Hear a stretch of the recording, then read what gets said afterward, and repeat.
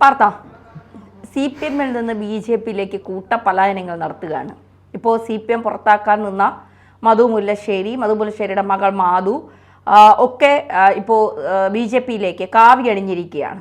മകൻ ഒരിക്കൽ മിഥുൻ മുല്ലശ്ശേരി ഒരിക്കലും CPM-ലേക്ക് പോകില്ല BJP-യിലേക്ക് പോകില്ല എന്നാണ് CPM നേതാക്കൾ ആവർത്തിച്ച് പറഞ്ഞത്. പക്ഷേ മിഥുനും ഇപ്പോൾ BJP-യിലേക്ക് എത്തിയിരിക്കുകയാണ്. ഇതിൻ്റെ പിന്നിലൊക്കെ വലിയ പ്രവർത്തനങ്ങൾ കുറച്ച് ദിവസങ്ങളായി നടത്തുന്നു.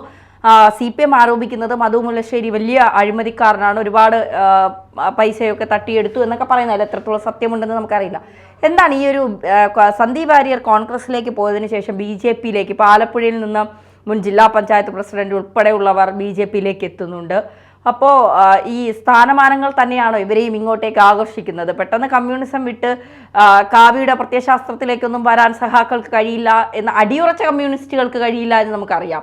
അപ്പോൾ ഇവരൊക്കെ വെറും എന്താ പറയുക അന്തം കമ്മികൾ മാത്രമായി, അതായത് ഫേസ്ബുക്കിൽ എഴുതുന്ന വെട്ടിക്കിളികളെ പോലെയും പാർട്ടിക്ക് വേണ്ടി അത്തരം ജീവൻ കൊടുത്തും പാർട്ടിയെ സംരക്ഷിക്കേണ്ട നിലപാടില്ല എന്നൊക്കെ അത്തരം രീതികളോടും നിലപാടുകളോടും കൃത്യമായി യോജിച്ചു പോകുന്നവരാണല്ലേ?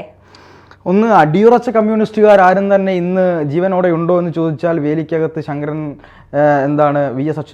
ശങ്കരൻ അച്യുതാനന്ദൻ എന്ന് പറയുന്ന VS അച്യുതാനന്ദൻ മാത്രമേ ഉള്ളൂ, അല്ലെങ്കിൽ ഞാൻ അറിയാത്ത ഒരു പറ്റും താഴേക്കിടയിലുള്ള ആരെങ്കിലും ഒക്കെ എന്ന് മാത്രമേ ഞാൻ വിശ്വസിക്കുന്നുള്ളൂ. അല്ലാതെ നേതാക്കന്മാരൊന്നും കമ്മ്യൂണിസ്റ്റുകാരല്ല, അവരൊക്കെ CPM-കാരാണ്. CPM-ൻ്റെതായ ഒരു പ്രത്യയശാസ്ത്രമുണ്ട്. അത് കമ്മ്യൂണിസ്റ്റ്, ബൂർഷ്വ, മുതലാളിത്തവും എല്ലാം ചേർന്നുകൊണ്ടുള്ള ഒരു നവയുഗ കമ്മ്യൂണിസമാണ് CPM-ൻ്റെ ഇപ്പോഴത്തെ കമ്മ്യൂണിസം എന്ന് പറയുന്നത്. അതിൻ്റെ പ്രധാനപ്പെട്ട ദൈവം എന്ന് പറയുന്നത് പിണറായി വിജയനാണ്. പിണറായിസം എന്നാണ് അതിനെ ചുരുക്കി വിളിക്കുന്നത്. ആ പിണറായിസ്റ്റ് തത്വശാസ്ത്രങ്ങളിൽ നിന്ന് പുറകോട്ട് പോവുക എന്ന് പറയുന്നത് കുറച്ച് പ്രശ്നമാണ്. പക്ഷേ പിണറായിസത്തിൽ നിന്ന് എന്തെങ്കിലും ഒരു തകർച്ച പറ്റിക്കഴിഞ്ഞാൽ ധൈര്യത്തോടെ കോൺഗ്രസിലേക്കോ BJP-യിലേക്കോ ഇതര രാഷ്ട്രീയ പാർട്ടികളിലേക്കോ ഇനിവേ SDPI-യിലേക്ക് പോലും ചാടാൻ യാതൊരു പ്രയാസവും ഇല്ലാത്ത ആളുകളാണ് ഇന്നത്തെ കമ്മ്യൂണിസ്റ്റ് നേതാക്കന്മാർ എന്ന് പറയുന്നത്. അതിൽ തന്നെ അടിയുറച്ച കമ്മ്യൂണിസ്റ്റ് നേതാക്കന്മാരെന്ന് വിശേഷിപ്പിക്കപ്പെടുന്ന ചില ആളുകളുണ്ട്. അവരൊക്കെ നാട്യമാണ്.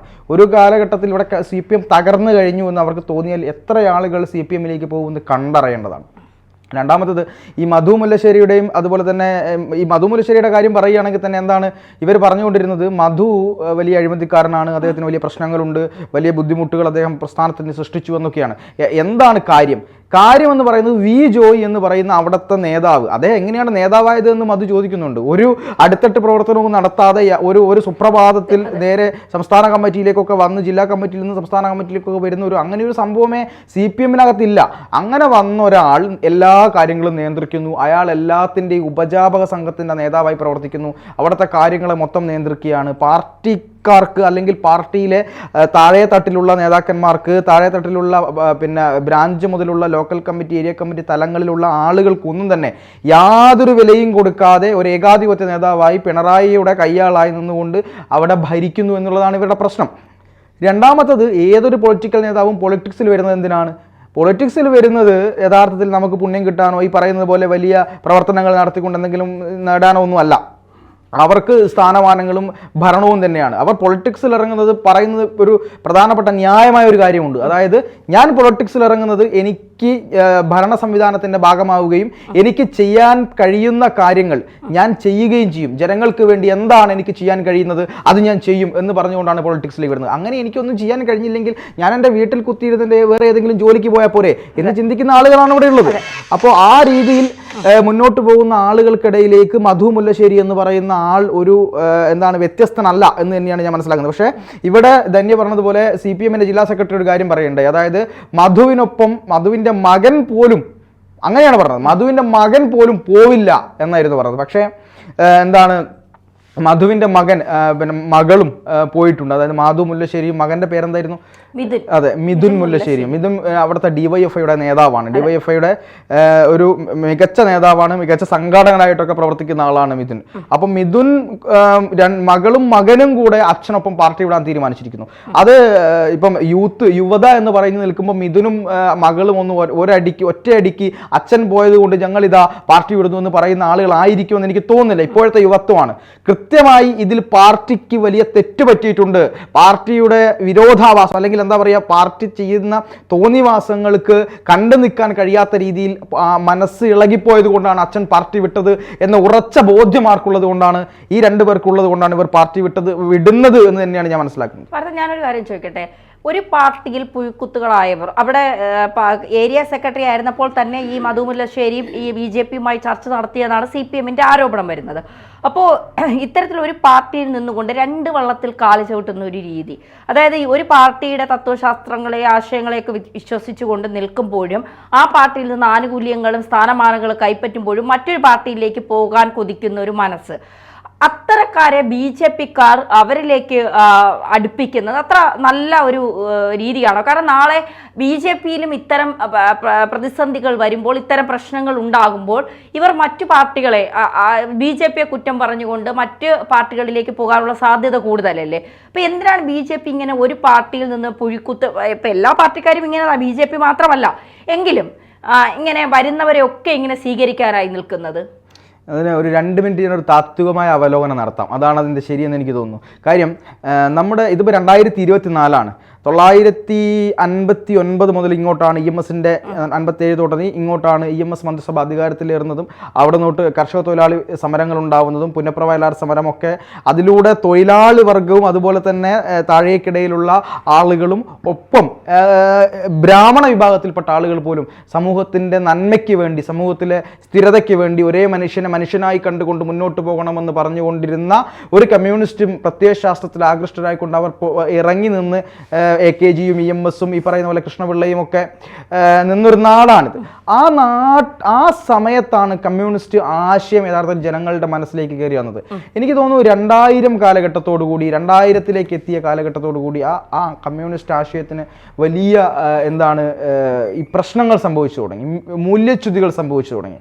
2010 ആയി 2019ലേക്ക് എത്തുമ്പോഴേക്കും കമ്മ്യൂണിസ്റ്റ് പ്രത്യയശാസ്ത്രത്തിന് മാത്രമല്ല നമ്മുടെ ഇന്ത്യയിൽ രൂപപ്പെടുന്ന എല്ലാ പാർട്ടികൾക്കും ആശയ അടിത്തറ ഇല്ലാതായി എന്ന് തന്നെ പറയണം, സംഘത്തിനൊഴികെ. അതായത് RSS എന്ന് പറയുന്ന രാഷ്ട്രീയ സ്വയം സേവക സംഘം അതൊരു രാഷ്ട്രീയ പാർട്ടിയല്ല, അതൊരു സാംസ്കാരിക സംഘടനയാണ്. അതിന് പക്ഷെ കൃത്യമായ ചില ലക്ഷ്യങ്ങളുണ്ട്.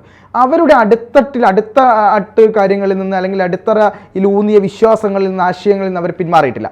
ബാക്കി BJP പോലും ആശയ അടിത്തറ എത്രത്തോളം ഉണ്ട് എന്നുള്ളത് നമുക്ക് സംശയിക്കേണ്ടിയിരിക്കുന്നു എന്നുള്ളത് തന്നെയാണ്. കാരണം BJPയുടെ നേതാക്കന്മാരെ അല്ലെങ്കിൽ BJPയുടെ നേതൃത്വത്തെ സംരക്ഷിക്കുന്നത് RSS ആയതുകൊണ്ട് RSS എന്താണെന്ന് ഇപ്പോഴും പല ആളുകൾക്കും മനസ്സിലായിട്ടില്ല എന്നുള്ളത് കൊണ്ടും BJPക്ക് ഒരു മുകൾ തട്ടിൽ പെട്ടെന്ന് അങ്ങനെ ഒരു ആശയ വ്യതിയാനം നടത്താൻ കഴിയില്ല. പക്ഷേ താഴെ തട്ടിലുള്ള BJPയും കോൺഗ്രസും മൊത്തമായിട്ടും CPMും സമാജ്വാദി പാർട്ടിയും ഈ മമതയുടെ പാർട്ടിയും ഒന്നും ആശയത്തിൻ്റെ പേരിലല്ല പിടിച്ചു നിൽക്കുന്നത്. പണവും അതുപോലെ തന്നെ സ്ഥാനമാനങ്ങളും ജാതി സമവാക്യങ്ങളും മത സമവാക്യങ്ങളും ഒക്കെയാണ് പിന്നീടും ആശയത്തിൽ നിൽക്കുന്നത്. എനിക്ക് തോന്നുന്നത് SDPIയും പോപ്പുലർ ഫ്രണ്ടും പോലുള്ള തീവ്രവാദ സംഘടനകൾ അവർ ആ തീവ്രവാദം വിട്ട് അവർ കളിക്കില്ല. ഇതിലിപ്പോ സുരേഷ് ഗോപി ഉൾപ്പെടെ സുരേഷ് ഗോപിയും V മുരളീധരനും VV രാജേഷും ഒരുമിച്ചെത്തിയാണ് CPM വിട്ട ഏരിയ കമ്മിറ്റി മുൻ മംഗലാപുരം ഏരിയ കമ്മിറ്റി സെക്രട്ടറിയായ മധു മുല്ലശ്ശേരിയെ പാർട്ടിയിലേക്ക് ക്ഷണിച്ച്. സാധാരണ സുരേഷ് ഗോപി നമ്മൾ ഇത്തരം പരിപാടികളിലൊന്നും വലുതായിട്ട് കാണാറില്ല എന്നുള്ളതാണ്. പക്ഷേ ഇതിൽ ഇപ്പോൾ എനിക്ക് തോന്നുന്നു സന്ദീപ് വാര്യർ കോൺഗ്രസിലേക്ക് പോയിട്ട് പോലും സുരേഷ് ഗോപി കൃത്യമായ ഒരു പ്രതികരണവും നടത്തിയിട്ടില്ല. പൊതുവിൽ ഇത്തരം ആൾക്കാർ വരുമ്പോൾ അവരെ സ്വീകരിക്കാനോ ആരെങ്കിലും പോകുമ്പോൾ അവർക്കെതിരെ എന്തെങ്കിലുമൊക്കെ പ്രതികരണങ്ങൾ നടത്താനൊന്നും സുരേഷ് ഗോപി മുതിരുന്നത് നമ്മൾ കണ്ടിട്ടില്ല. പക്ഷേ ഇവിടെ ഒരേ വേദിയിൽ മധു മുല്ലശ്ശേരിക്കൊപ്പം സുരേഷ് ഗോപി ഇരിക്കുന്ന ചിത്രങ്ങളൊക്കെ വൈറലാവുന്നുണ്ട്, അതൊക്കെ പുറത്തു വരുന്നുണ്ട്. അപ്പോൾ സുരേഷ് ഗോപിയുടെ ഒരു പങ്കാളിത്തം കൂടി ഈ മധുവിൻ്റെ വരവിൽ ഉണ്ടോ? തീർച്ചയായിട്ടും ഉണ്ട്. കാര്യം സുരേഷ് ഗോപി എന്ന് പറയുന്ന ഒരു സിനിമാ നടനായിട്ടുള്ള ആളുകളെ സഹായിക്കുന്ന BJPയിൽ വിശ്വസിക്കുന്ന ഒരു ആളെന്ന നിലയ്ക്ക് മാത്രമായിരുന്നു സുരേഷ് ഗോപിയെ കണ്ടുകൊണ്ടിരുന്നത്. അദ്ദേഹം ഒരു BJPക്കാരൻ, പൂർണ്ണമായും ഒരു BJPക്കാരനല്ല, രാഷ്ട്രീയക്കാരനല്ല എന്നാണ് BJP നേതാക്കന്മാർ വരെ പറഞ്ഞുകൊണ്ടിരുന്നത്. പക്ഷേ സുരേഷ് ഗോപിക്ക് പതുക്കെ മാറ്റങ്ങൾ സംഭവിക്കുന്നു. സുരേഷ് ഗോപി BJP രാഷ്ട്രീയത്തിലേക്ക്, ഒരു രാഷ്ട്രീയക്കാരൻ്റെ ലെവലിലേക്ക് അദ്ദേഹം പതുക്കെ ഉയരുന്നു. അദ്ദേഹത്തിന് പെട്ടെന്ന് കഴിയും, ട്രാൻസ്ഫർമേഷൻ പെട്ടെന്ന് കഴിയും. അദ്ദേഹം നല്ലൊരു അഭിനേതാവാണ്, അതുകൊണ്ട് തന്നെ അദ്ദേഹത്തിന് ട്രാൻസ്ഫർമേഷൻ കഴിയും. അപ്പോൾ അതുകൊണ്ട് സുരേഷ് ഗോപി വളരെ കൃത്യമായ ചില ഇടപെടലുകൾ ഈ മധു മുല്ലശ്ശേരിയുമായി ബന്ധപ്പെട്ട് അദ്ദേഹത്തിൻ്റെ BJP പ്രവേശനത്തിൽ അദ്ദേഹവും അദ്ദേഹത്തോട് അടുത്ത് നിൽക്കുന്ന ആളുകളും നടത്തിയിട്ടുണ്ട് എന്നുള്ള കാര്യത്തിൽ യാതൊരു സംശയവുമില്ല.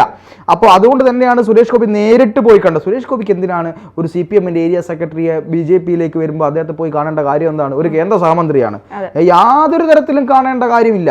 അപ്പോൾ പക്ഷേ എന്നിട്ടും സുരേഷ് ഗോപി അവിടെ പോകുന്നു, മൗനമായി കാര്യങ്ങൾ നീക്കുന്നു, യാതൊരു വിധത്തിലുള്ള ഈ പറയുന്ന രീതിയിലുള്ള ഒരു വിവാദങ്ങൾക്കും തിരികൊളുത്താത്ത രീതിയിലേക്ക് സുരേഷ് ഗോപി കാര്യങ്ങളെ മുന്നോട്ട് കൊണ്ടുപോകുന്നു എന്നുള്ളതാണ് സുരേഷ് ഗോപിയുടെ മിടുക്ക് എന്ന് പറയുന്നത്. യഥാർത്ഥത്തിൽ അന്ന് സംഭവിച്ചത് ഈ ഏരിയ സമ്മേളനത്തിൽ പാർട്ടിയുടെ ഏരിയ സെക്രട്ടറി ആയിരിക്കെ തന്നെ ഏരിയ സമ്മേളനം നടക്കുന്നു. ആ ഏരിയ സമ്മേളനത്തിൽ നിന്ന് ഇദ്ദേഹം ഇറങ്ങിപ്പോകുന്നു. അങ്ങനെ ഇറങ്ങിപ്പോകുമ്പോൾ അന്ന് രാത്രി തന്നെ BJPയുടെ സംസ്ഥാന നേതാവായിട്ടുള്ള ശിവൻകുട്ടി ഉൾപ്പെടെ ഇദ്ദേഹത്തിൻ്റെ വീട്ടിലെത്തി അദ്ദേഹത്തോട് ചർച്ച നടത്തുകയാണ്. മധുവായിട്ട് ചർച്ച നടത്തുന്നു. പിന്നീട് VV രാജേഷ്, തിരുവനന്തപുരം ജില്ലാ പ്രസിഡന്റായിട്ടുള്ള VV രാജേഷ് പോകുന്നു. കൃത്യമായി കാര്യങ്ങൾ അദ്ദേഹത്തെ ധരിപ്പിക്കുന്നു. അദ്ദേഹം പറഞ്ഞൊരു കാര്യം എന്ന് പറയുന്നത് എനിക്ക് ഏറ്റവും രസകരമായി തോന്നിയൊരു കാര്യമാണ്. അതായത് മറ്റേത് രാഷ്ട്രീയ പാർട്ടിയിൽ നിന്ന് പുറത്തു പോയാലും ആശയ അടിത്തറയൊന്നുമില്ലെങ്കിലും പുറത്തു പോയി കഴിഞ്ഞാൽ അവന്റെ കാര്യം ഒരു ഇന്നോവ വീട്ടിൽ തിരിയും എന്നുള്ളൊരു ഭയം അവർക്കുണ്ട്. അപ്പൊ അദ്ദേഹം അത് തന്നെയാണ് പറഞ്ഞത്. കായികപരമായ ആക്രമണം ഞാൻ ഭയക്കുന്നു എന്ന് തന്നെയാണ് അദ്ദേഹം പറഞ്ഞത്. അത് ഒരു ഏരിയ സെക്രട്ടറിയാണ് പറയുന്നത്, ആലോചിക്കണം. അപ്പോൾ എത്രമാത്രം ആളുകളെ ഇവർ ഇങ്ങനെ കായികമായി കൈകാര്യം ചെയ്തിട്ടുണ്ടായിരിക്കണം. അപ്പോൾ BJPയുടെ ഒരു ഉറപ്പ് കൊടുത്തിട്ടുണ്ട്. അതായത് കായികപരമായിട്ടൊന്നും തന്നെ ഒരു തരത്തിലും ഒന്നും ചെയ്യാൻ അനുവദിക്കില്ല, പൂർണ്ണ സംരക്ഷണം BJP ഒരുക്കും എന്ന് ഉറപ്പ് കൊടുത്തതിന്റെ അടിസ്ഥാനത്തിലും മകനും മകൾക്കും കൃത്യമായ സ്ഥാനങ്ങൾ BJPയിൽ കൊടുക്കുമെന്നുള്ള അടിസ്ഥാനത്തിലുമാണ് ഇവർ എന്ത് ചെയ്തിട്ടുള്ളത്, ഇവർ BJPയിലേക്ക് പോയിട്ടുള്ളത്. അപ്പോൾ ഒരു കാര്യം കൂടി ഞാൻ പറയാം. അതായത് ഈ പറയുന്ന മിഥുൻ മുല്ലശ്ശേരിയും അതുപോലെ തന്നെ മാധു മുല്ലശ്ശേരിയും ഇവർക്ക് പിന്നെ DYFI പ്രസ്ഥാനവുമായി ബന്ധപ്പെട്ടും ഈ മംഗലാപുരം വർക്കല ഏരിയകളിൽ BJPക്ക് സ്വാധീനമുണ്ട്. പക്ഷേ ഇവർക്ക് കൃത്യമായൊരു നേതാക്കന്മാരില്ല അവിടെ. BJP വളർത്താനോ അല്ലെങ്കിൽ BJPയുടെ അടിത്തട്ട് വർക്ക് പ്രോത്സാഹിപ്പിക്കാനോ ഒന്നും തന്നെ ഒരു നേതാക്കന്മാരില്ല. അപ്പം ഇവരെ BJPയിലേക്ക് കൊണ്ടുവരുന്നതോടുകൂടി രണ്ട് കാര്യങ്ങളാണ് BJP ഉദ്ദേശിക്കുന്നത്. ഒന്ന്, ഇവർക്ക് കോൺഗ്രസ് കുടുംബങ്ങളുമായിട്ട് നല്ല ബന്ധമുണ്ട്. ഇവരുടെ കുടുംബങ്ങളൊക്കെ കോൺഗ്രസുമായി ബന്ധപ്പെട്ട് നിൽക്കുന്ന ആൾക്കാരാണ്. CPMുമായിട്ടും ബന്ധമുണ്ട്. അപ്പോൾ ഇവരിവിടെ ഇറങ്ങി പ്രവർത്തിക്കുമ്പോൾ BJPക്ക് 2-3 മുഖങ്ങൾ കൂടെ വരികയാണ്. ആ മുഖങ്ങൾക്കൊപ്പം 4-5 ആളുകൾ ധൈര്യമായിട്ട് പ്രവർത്തിക്കാൻ ഇറങ്ങും. അവർക്കൊപ്പം ഒരുപറ്റം ആളുകൾ മൗനമായി അവരോടൊപ്പം നിൽക്കും. ഇത്തരത്തിലുള്ള കാര്യങ്ങളെല്ലാം മുൻകൂട്ടി കണ്ട് ആ പ്രദേശത്തു കൂടി ഒരു BJPയുടെ രാഷ്ട്രീയം ഊന്നാൻ അല്ലെങ്കിൽ രാഷ്ട്രീയ വേരുകൾ ഉറപ്പിക്കാനുള്ള ഒരു തന്ത്രത്തിന്റെ ഭാഗം കൂടിയാണ് ഇത്തരത്തിൽ മധുവിനെ BJP ഇങ്ങോട്ട് എടുത്തതെന്നാണ് ഞാൻ വിശ്വസിക്കുന്നത്. ചില സമയത്തൊക്കെ തന്ത്രങ്ങൾ ആവശ്യമാണ്. തീർച്ചയായിട്ടും.